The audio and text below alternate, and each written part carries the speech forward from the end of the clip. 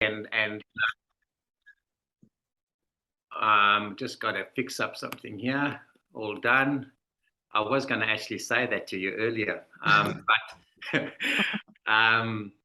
yeah. So I was contacted by Nivedita asking if I wanted to be a guest on this show of hers that's just started. So it's all very new, and it's what makes your heart sing. And she covered a few aspects there, and it's just such a beautiful service, I think, to all of humanity, and a service really to ourselves, a service to those that join. So I really thank you for taking the time out, for those that have come to join. And I really thank Nivedita for putting the time and the effort and what she's done to make this actually happen. A thought is always a thought, but the manifestation, it's like having that, getting to the other side of the shore. You need to be on that boat, and that boat is the manifestation process. And she's done that. And hence we have the manifestation of what's happening today. So I thank you, and I thank Judy, I thank Carolyn, I thank Lucy, and I thank everyone that might be able to listen to this as and when they do. Thank you, Gavin. That's very beautiful. So what is your most favorite love thing that really, really makes your heart sing? I know you have many, so it will be difficult making a choice. I think, yes, everything and everyone really makes one's heart sing, in a positive way. And I think for me, recently I've really come to realize that to wake up every day with a heart filled with gratitude really does make one's heart sing. And when I say filled with gratitude, it's also with that opportunity to be able to bring a positive contribution to any aspect of life, whether that be a person, whether that be nature, anything, anyone and everything. And I think if you can have that grateful heart and a desire to contribute, in other words, as many people share the desire to want to serve. Absolutely, absolutely. And it's like, where do we learn this? We learn this, and I feel you touched on the tennis. What makes my heart sing is when I realized how blessed I was. Instead of attaching myself to a negative aspect of, oh my gosh, here I go again. Oh, little Johnny's going to be there, and oh my gosh, Johnny is just so full of it.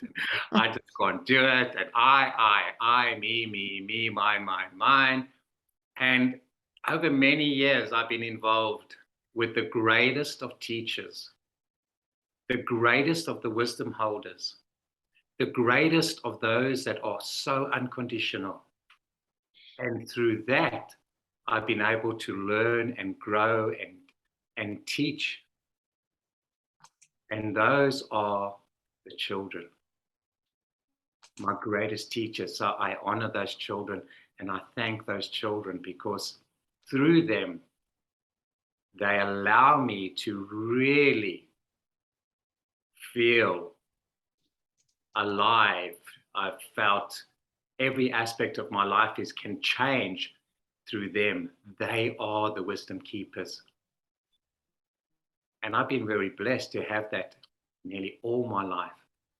But it took a while, it took a while of slowly, being on that boat. Yes.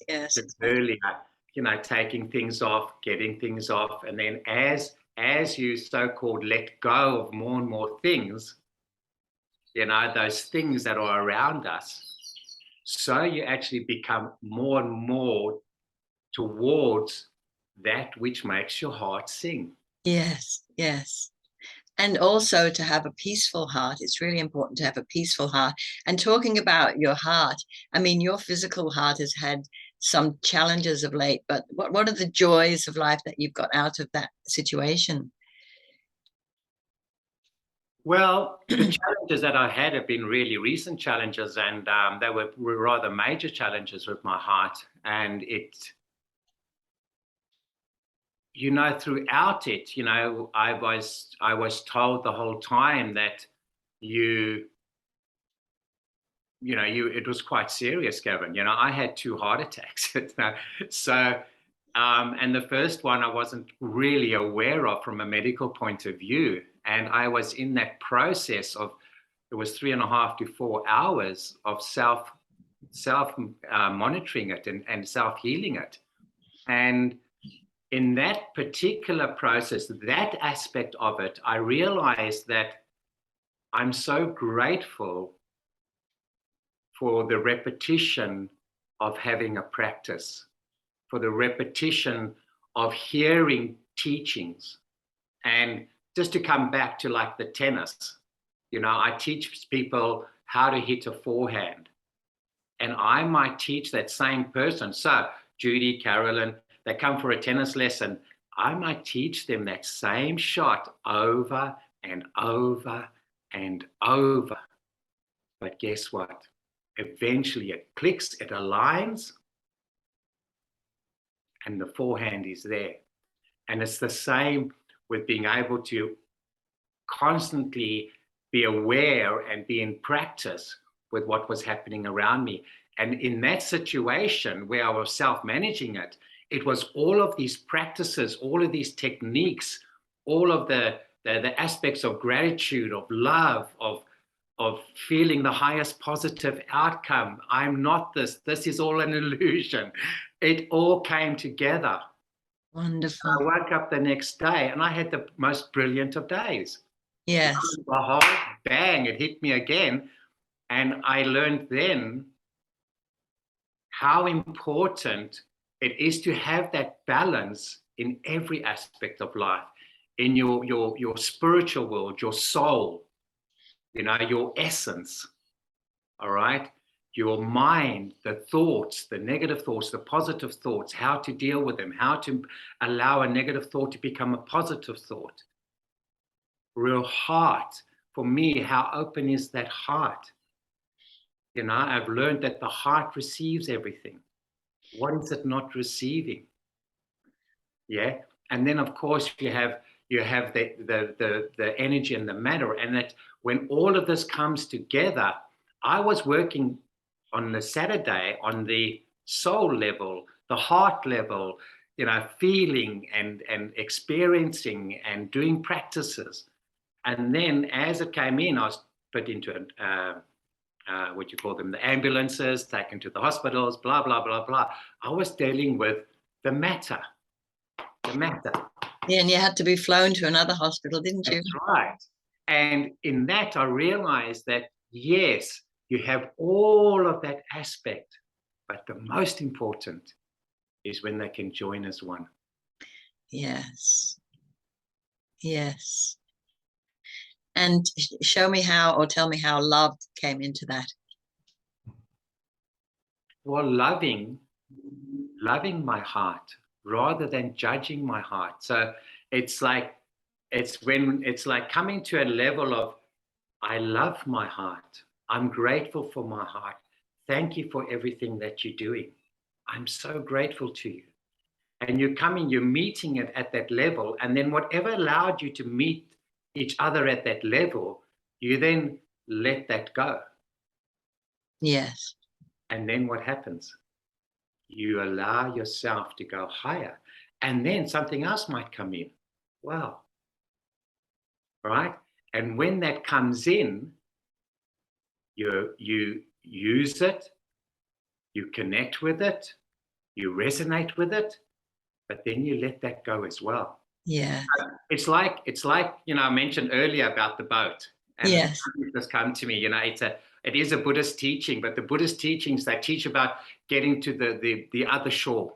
That's correct. Yeah.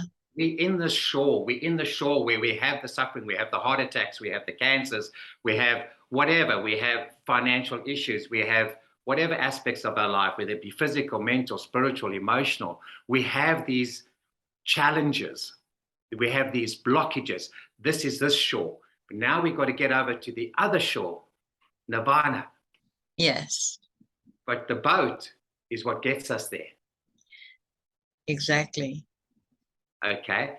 And as we're on that boat, we have that process of letting go. So there's the same, the same thing is to get there. But when you get to that shore, guess what? You've got to let go of the boat. Yes, that's right. Exactly. It's a process of learning, letting go, learning, letting go. Yes. It's and that enables you to stay in that state. Yeah, and just seeing that love,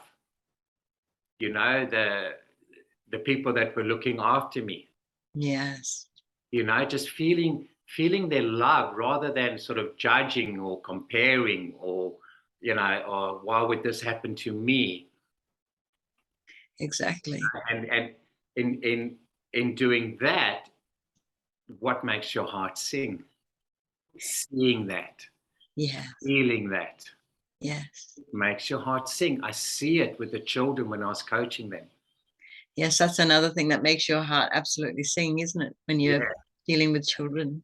Yeah, I see it in my clients. It's like what makes my heart sing is when a client sends me a message and it's just filled with so much positivity, and yet I need to let that go and also see the love in a client sending me the message that they didn't feel any better. Yes. Okay, and I think it's like realizing that no matter what we do, there's always an aspect of service. Exactly.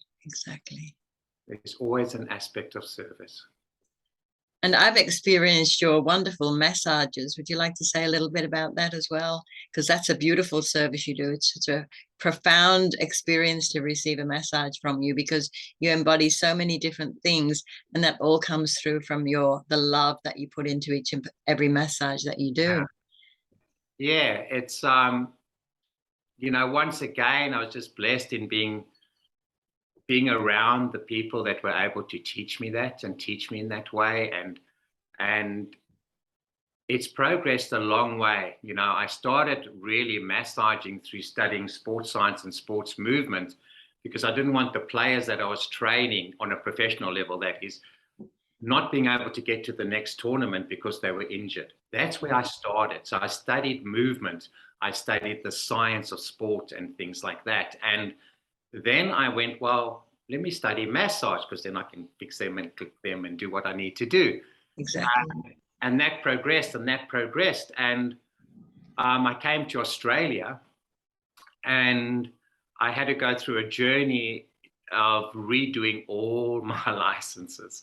So there was only one aspect I hadn't done, which was called shiatsu. And I thought, well, I'll make that as my, whatever they call it nowadays. But I brought that in as what I was focusing on. So everything else was around that. And I qualified as a shiatsu practitioner. But while you're doing that, you've got to go through pracs. And very quickly, we do a prac, you and I, we get together, or, with Judy and Carolyn, we're all in the same class. We just quickly show the teacher that we know what we're talking about and we can get out of there. But on this particular day, the girl had frozen shoulder. And I said to her that, you know what, I'm going to give you the best session you've ever had. Forget this, just let's get through it. And something just made me really focus with her, connect with her. And I only, of course, realized this much, much later, because I was just this really,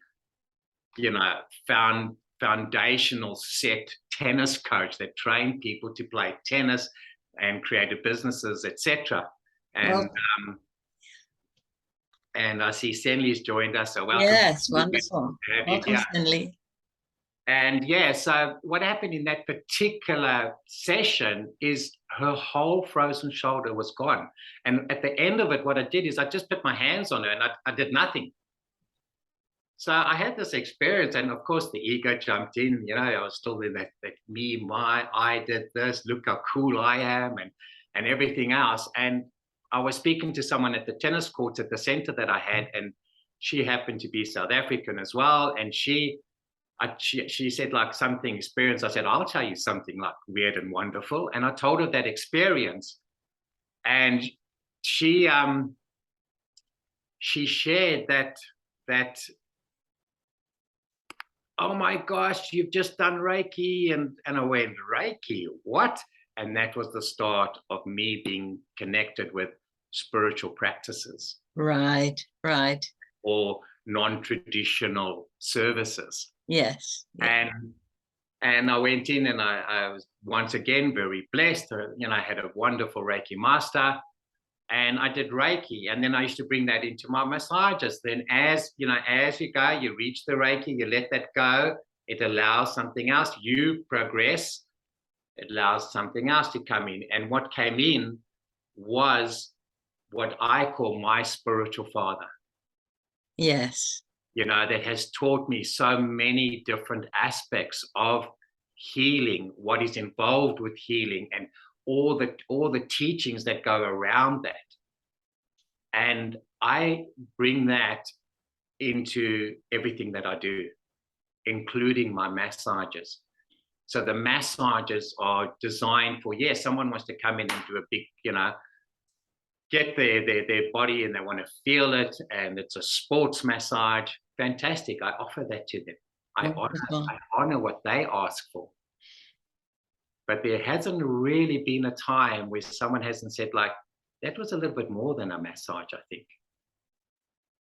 Those are the common words. And that little bit more than the massage is that, wow, are now bringing these spiritual concepts into it. Yes. And as I was talking earlier, with my first experience of my heart attack, of self-managing it, it was really, connecting with my soul. Because I was like, what's going on here?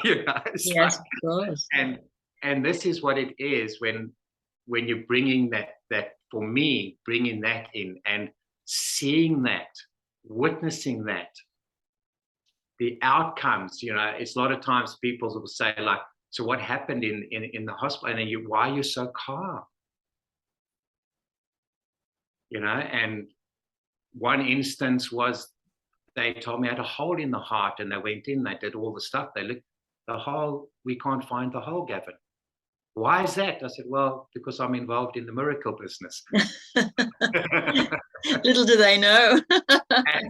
And it's things like that that connect you back to all those positive things that have happened in your life that make your heart sing. Yes. And talk about more about being positive. Being positive, it's not an easy road. It's like, back the boat story. It's also like, I mentioned that I met a spiritual father, and he has a beautiful saying, is that, if fish live in polluted water, what happens? And that we in this polluted world, and the pollution is our stuff. Exactly. Is our stuff. And I mentioned that because I wanted to relate to the question that you asked. And the question was, what was the question? It was, how has positivity for you affected right. you? So to say, to be able to stay positive is that where we're going to have these things, because we're still on the boat. We're still in the polluted water, trying to get to the other side, trying to come out of the polluted water. Right? Yes. And like the lotus comes out of the polluted water, and it's just this most beautiful lotus. Absolutely. And whilst on that, like saying, we're letting go things, etc., etc. Whilst we're on that, what are we actually doing is we opening to see what is called negative, but seeing the positive in that negative. Yes, it's the polarity, isn't it? That's right. And realizing that there's truly actually no negativity. Yeah. Because everything that comes to us as a gift. And there's no negativity. And when you realize that you can be grateful for that, Yes. and you can resonate with gratitude, you can resonate with the love, you can resonate with the positive aspect of it, you allow the negativity to drop. Yes, that's right. And that's what you did when you had your heart issues, wasn't it? Yeah, constantly. Yeah. It is just always connecting to the highest. What is the positive outcome of this? And connect to that. Yeah. Resonate with that. Yes. Yeah. Have a relationship with that. In other words, you feel it. It's like a child riding a bicycle. The child dreams about it. The child goes and sees the bicycle. They even sometimes say, "Mommy, I just want to sit on the bicycle in the shop." Yeah. And what happens? It's manifested. Brings in the bicycle. Yeah. All what they visualized, all that they felt about it, all happening is all positive. And all of this then creates and manifests exactly what you want. Wonderful, wonderful. So I'd like to pause here for a moment, and I'd just like to ask if anybody has any comments, Carolyn or Senli, at this point, because we'll be finishing soon. And what Gavin has shared has been so profound and beautiful. So if anybody, hi Senli. I always got something to say. What Gav is getting is that Master Shah, our spiritual father or teacher, everything is positive, right? Even if you think you are down in the dump, right? Everything is down and negative at the moment. There is a reason for it, so we can be aware and transform that into positive. So there are no negative in a way that people see. So everything happens for a reason. That's it. Thank you. Thank you, Senli. Carolyn, what would you like to say to Gavin? I relate to what Gavin says in a big way, because over the last 40 years, I've learned lots and lots and lots of techniques. And just recently I had blood tests and I wasn't happy with my cancer cell reading.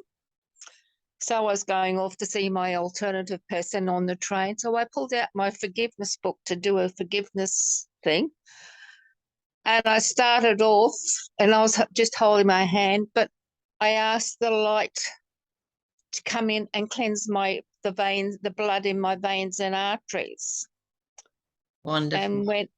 And when Wayne took one drop of blood to poke under the microscope, which he does, and he just said to me, "This blood that's on these little tiles is very different to the blood that they tested last week, Carol." And he says, "I have to wait for it to dry, otherwise it's just going to run off the glass tiles." Wonderful. What did you do? Wonderful. And he is a man who believes in what Master Shah teaches us. He thinks the calligraphy and the healing power of the calligraphy is just wonderful. Wonderful. So that makes your heart sing. Yeah, and he didn't talk me into doing Dower Hands. I went to see him. I said, "I'm a Dower Hands practitioner." And he went, "Oh, great." He was excited that I was doing something else. Yeah. Wonderful. Thank you. So I relate to everything that Gavin said. You've got to learn to make a positive out of a negative. Exactly. So Gavin, do you do anything online, like the people who can't reach you physically? I offer online services. I offer online massages. I offer online healing, and that has just suddenly taken off. And that's the beauty about it. And just to share, Carolyn and Senli, thank you for your beautiful sharing there as well. And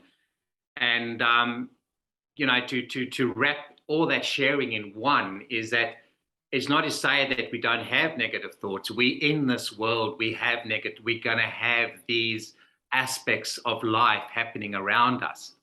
It's what we choose to do with them. Exactly. Yes. Do we go into the spiral of the thought? Or do we have, then what Carolyn brought into it is she has spiritual practices, Yes. yeah, that she is able to do that assisted her in that situation. And that was very powerful sharing, Carolyn. Thank you. Yeah, and bringing that in, okay, bringing that in allows her to drop whatever spiral that might have been the negative aspect of it. Yes. And to then become more aware of connecting with the positive. Yes. Positive information is so important. And I was thinking about what you were saying about the tennis earlier on, Gavin. You know, Colin, my husband, he loves to go to tennis. And sometimes he has good days, and sometimes he comes home and he's just, oh, I did really badly today. And but when he comes home and he's had a good day, you know, he's so lit up because you know, when you succeed at something, and you're being coached well, your spirits are just lifted so high, and it makes such a beautiful vibration happen in each and every student. Yeah, it is. It's very true. And the greatest teachers are the ones that come and said, I had a shocking match. Right, right. It's like the saying, it's easy to love the lovable. Yes, exactly. It's easy to fix the fixable. It's easy to connect with the love, the one that gives the love to you. That's right. The child that comes to you and says like, that didn't work. That doesn't work. That technique doesn't work. Right, right. That's the gift. And it's like when someone in conversation and you pick someone up and say like, oh, I just had a bad day. And you said, really? What is so bad about it? And they tell you, and then you assist them to actually see the positive in that. That's right. To see like, wow, there was a gift. Who doesn't like receiving gifts? Exactly. Yes. And to help people to see the gift is so important as well. When one sees that gift, what happens? The heart opens. Exactly. Yeah. The heart sings. Absolutely. It's Absolutely. a very, very happy tune. And one suddenly goes like, oh, it wasn't such a bad match after all. Boom, they let it go. Yeah. They move up, they become better. Beautiful. They learn from it. Yeah. Well, that is such a lovely note to end on, Gavin. We've finished our session today, and I'd like you to invite you back again, because I'm sure you've got a lot of wisdom you want to share with people. And can you put your details if people want to contact you for an online service at all? Can you put your details in the chat box? I shall send my email, which will be changing. So, what have I got? Gav Heart for you. So Gav's Heart is for you at yahoo.com. And, oh gosh, yahoo.com. And yeah, it's been a beautiful, beautiful session. I really loved it. It's actually allowed me to open my heart, because it's allowed me to go within and explore inside there. What are all these aspects that really have made your heart sing over 60 years? You know? Yes. So yes. it's like, yeah, there is. And over those, and what have you really been attaching yourself to? Yes. And becoming like the Buddha, where you can let go of the attachments. And have the peaceful heart. The peaceful heart, have a heart that is willing to always be open and wanting to sing. Yes. And you're radiating at the same time. So you're spreading that light to everyone you come into contact with. Yeah. And I just wanted to share, while you were talking and Sandy and everyone was talking, something really came to me. I thought I have to actually write this down. And it was like, it's an aspect of wanting to stay there. Yeah. Stay there. How do you have a happy heart? How do you have a peaceful heart? How do you stay in a process of always seeing things that allow your heart to sing? And And then with that, it's like the words that I think that came to me is like to have a spiritual practice. That's a great gift. To have that, to have that meditation, because that practice, that meditation is like jumping in the shower, washing off the pollution. Yes, exactly. And to me, I feel that is the importance. And the more that gets shared, the more people are aware of that, and they know you're doing. Are you doing meditations as well? Oh yeah. Yeah. I answered that as in, oh yeah, as in, am I personally doing meditation? Yes. No, publicly, are you offering meditation? Publicly, I do offer meditations. I don't have a class as such, but as and when it's required, Yes. there's certain aspects of doing meditation where there's so many aspects. So, we can sit here and meditate just by sitting. We can jump and walk and meditate. We can trace things and meditate. So whatever comes up in an area that I'm in, I'll do that. An example, I'm in an area now where there's a lot of elderly people. I have the opportunity to be able to serve with some beautiful, what they call calligraphies. Okay, you mentioned love, peace, and harmony. Yeah. And these are the calligraphies. One is of love, one is of peace, and one is of harmony. And we serve voluntarily with these. So I've started a exercise group. Yes, wonderful. All the elderly that can come in, and they might have hip problems, they might have this. They can sit in their wheelchair. I don't mind. They can trace, they can do it, but they're not aware how what they're connecting with, that highest positive message that's coming: love, peace, harmony, boom, boom, boom, boom. Absolutely, absolutely. Yeah. It's the silent gift, isn't it? It just pulses and waves over people, bringing all of these beautiful frequencies and vibration that just lets everything else drop away from you. Oh wow, yeah. I mean, that could be a whole new show, like. Yeah, we'll have to talk about that another time. For me, that made my heart sing talking about that. It's like when I realized that we have Senli, where Karen, Senli very musical as well. You have, I was reading this book, and in the book it said, it's the silence between the notes that makes the music, and that was like, I could write a book on that, Yeah, because the silence of that's allowing the heart to also make the music as well, its own music, isn't it? Yeah. And it'd be lovely, you like to maybe have a show, maybe a little follow-up where there can be some questions and answers, things like that. Absolutely. So, thank you, Nivedita. Thank you for actually manifesting that, reaching the other side of the shore in Korea. Thank you, Gavin. And it's so great. Having you as my first guest was just amazing. So thank you, Gavin. It's made a hard precedent for anybody to follow. But, there are so many beautiful, talented people out there that I know that do so much good, like, helping children find homes and things like that, because there's so many homeless children in Melbourne. And I have a young couple I know that do a lot of work for those children. They do a lot of voluntary work. So maybe that will be next time or the time after. So there's so many people, great people out there doing wonderful, wonderful things. And we have so many wonderful and great people here with us. So yes, those that joined, those that came live, we thank you. Thank you so much for joining us. Thank you for coming and being live, because absolutely, it's such a big positive aspect of positive outreach. And to anyone that might be reaching this, thank you for watching it. We love you all, and we thank you from the bottom of our hearts, because it's you that makes our hearts sing. That's right. That's exactly right. Thank you for showing yourself, Senli. Love you, love you, love you. So thank you, everyone. And thank you, especially Gavin. Thank you, Carolyn. Thank you, Senli. And thank you, Judy. Well, I'm going to transcribe this into a YouTube and post, so everybody will see this. I'll be posting it everywhere because it's such a beautiful session. And I'm very grateful to Gavin for coming on. And it's been such a great pleasure. So love you, love you, love you all. And we'll say farewell for today. And we'll continue next Tuesday.